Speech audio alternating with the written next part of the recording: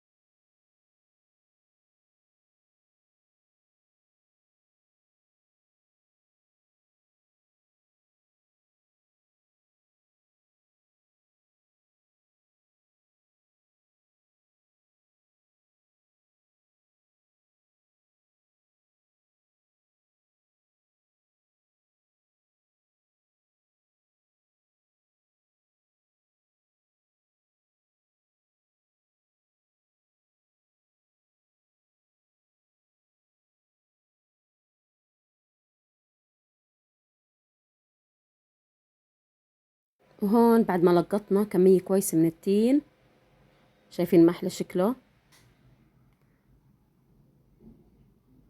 طبعا بدي أحكي لكم شغلة، إنه دائما بس تاكلوا أي إشي افتحوه وتفرجوا عليه، لأنه ممكن يكون مدود، ممكن يكون مسوس. فقبل ما تاكلوه افتحوه وتأكدوا إنه ما في أي إشي. وهي التينة بعد ما فتحتها وتأكدت إنه ما فيها أي إشي.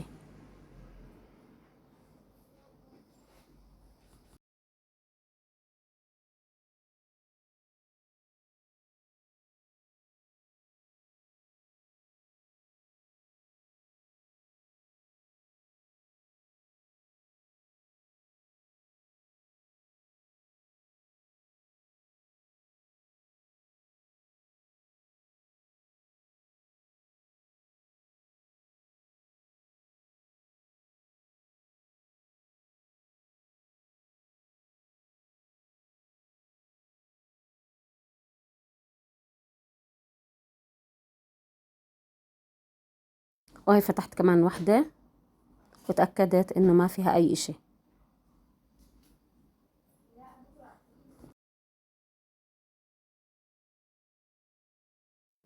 هسا أفضل الأوقات لتلقيط التين اللي هو بعد الفجر، يعني أول ما يبلش النهار يطلع، هذا أفضل وقت عشان تلقطوا تين.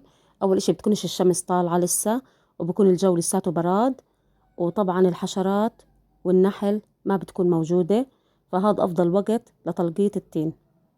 واللي ما بلحق الفجر بعد العصر على البراد تقدروا كمان تلقطوا تين، بس زي ما حكيت لكم أفضل وقت اللي هو بعد الفجر.